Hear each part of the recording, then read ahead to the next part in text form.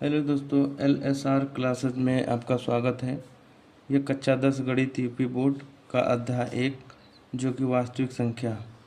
तो NCERT book में जो कक्षा 10 की है यूपी बोर्ड की, उसमें जो है ये टॉपिक दिया है अंक गणित की आधारभूत प्रमेय। तो अंक गणित की आधारभूत प्रमेय जो होती है क्या होती है? किसी भाज्य संख्या के अभाज्य गुणन किसी भाज्य संख्या के अभाज्य गुणन के घात के रूप में व्यक्त करते हैं। किसी भी भाज्य संख्या को अभाज्य संख्या के गुणन के रूप में लिखा जा सकता है, उसे हम अंकगणित के आधारभूत प्रमेय कहते हैं उसी को। तो हमको क्या करना है, इसी के आधार पे हमको क्या करना है, क्वेश्चन को हल करना है। तो इसके आधार पे हम क्वेश्चन में क्या करेंगे, HCF और LCM निकालेंगे। तो क्वेश्चन दिया है उदाहरण नंबर 2 NCERT बुक का जो है कि अध्याय 1 का उदाहरण नंबर 2 है। तो संख्याओं 6 और 20 के अभाज्य गुणनखंड विधि से HCF और LCM ज्ञात कीजिए। तो हम 6 को ले लिया, 6 का अभाज्य गुणनखंड कर दिया। तो 2 से काटा तो ये हो गया 3 बार में 3 3 एक ना 3, यानी 6 का अभाज्य गुणनखंड क्या हो गया, 6 का अभाज्य गुणनखंड हो गया 2 गुणे 3। इसके बाद हम क्या कर लेंगे, 20 है, 20 का अभाज्य गुणनखंड करेंगे हम। 20 को जब हम काटेंगे तो कई बार में कटेगा 10, फिर 2 से काटेंगे तो 2 पचे 10, फिर कितना से 5 से 5 का नाम 5। तो यहाँ पे हम 20 का अभाज्य गुणनखंड के रूप में लिखेंगे 20 को। तो 2 पर 2 घात गुणे 5, यानी 2 पर 2 घात गुणे 5। तो अब हम क्या निकालेंगे, HCF निकालेंगे। तो हम HCF निकालेंगे इसमें, HCF।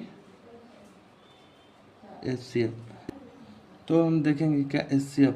तो HCF में इसमें क्या है, 2 है, इसमें 2 का घात 2 है, इसमें 2 का घात हम नहीं कुछ है तो 1 लिख सकते हैं। 3 है, 3 का घात हम 1 लिख सकते हैं। ठीक, अब यहाँ पे 5 है तो 5 का घात भी हम 1 लिख सकते हैं। अभी 5 इसमें नहीं है तो हम 5 को हम लिख सकते हैं 5 पर 0 घात, यहाँ भी लिख सकते हैं गुणे। अगर यहाँ पे 3 नहीं है इसमें तो 3 पर हम 0 घात भी लिख सकते हैं, ताकि हमको HCF और LCM निकालने में आसानी हो जाएगी। तो सबसे पहले हम क्या देखते हैं, HCF निकालने के लिए छोटी घात को हम लेते हैं। तो 2 वाले में हम देखेंगे पहले। तो 2 वाले में छोटी घात क्या है, 2 है। तो 2 पर 1 घात वाला हम ले लेंगे, 1 घात गुणे 2 के बाद आता है 3। तो 3 वाले पर क्या लेंगे, छोटी घात, यानी 3 वाले पर छोटी घात का मतलब 3 पर 0 घात वाला ले लेंगे। ठीक, गुणे। अब 5 वाले में है, 5 वाले में छोटी घात का मतलब 5 में हम क्या करेंगे, छोटी घात का मतलब 5 पर 0 घात वाला ले लेंगे। अब हम इसको हल करेंगे तो ये 2 पर 1 घात का मतलब 2 ही रहेगा, 2। और क्या होता है, किसी संख्या पर अगर 0 घात रहती है तो उसका मान 1 हो जाता है। तो यानी 1 ये हो गया, गुणे 5 पर 0 घात का मतलब 1। यहाँ पे है HCF। ठीक, तो यहाँ पे HCF बराबर 2 पर 2 का गुणा हम 1 में करेंगे तो 2 ही रहेगा, फिर 2 का गुणा 1 में करेंगे तो 2, यानी हमें HCF निकल के आ गया कितना, 2। अब हम निकालेंगे क्या, LCM निकालेंगे। तो LCM हम निकालेंगे तो देखेंगे LCM। तो LCM क्या होता है, अब LCM जब निकालते हैं तो ये अभाज्य गुणनखंडों में सबसे बड़ी घात को लेते हैं। तो 2 में देख लेंगे बड़ी घात क्या है, 2 पर 2 घात वाला ले लेंगे, 2 पर 2 घात गुणे। अब 2 के बाद क्या आता है, 3 आता है, 3 पर बड़ी घात क्या है, ये 0 घात है, ये 1 घात है, तो हम 3 पर 1 घात वाला के ले लेंगे। ठीक, अब 5 वाले में ले देखेंगे हम, 5 में तो 5 पर 0 घात है और 1 घात है, यानी 5 पर 1 घात वाला को लेंगे। यानी LCM निकालने के लिए बड़ी घात को लेते हैं। तो यहाँ पे हम लिखेंगे 2 का गुणा 2 बार करेंगे तो क्या हो जाएगा, ये हो जाएगा 4 हो जाएगा, गुणे ये 3 हो गया, गुणे ये क्या होगा, 5 हो गया। ठीक, तो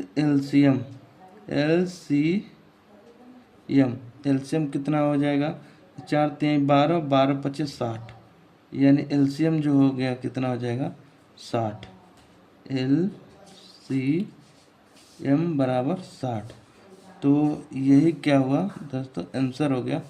तो ऐसा एग्जाम में तो ये क्या होगा, एलसीएम क्या है 60 आ गया। तो दोस्तों ऐसा एग्जाम में जो है कि प्रश्न आने की संभावना रहती है। तो ऐसे क्वेश्चन को आप ज़्यादा से ज़्यादा प्रैक्टिस करिएगा, और आगे भी हम जो भी है क्वेश्चन उसको हम हल करते रहेंगे।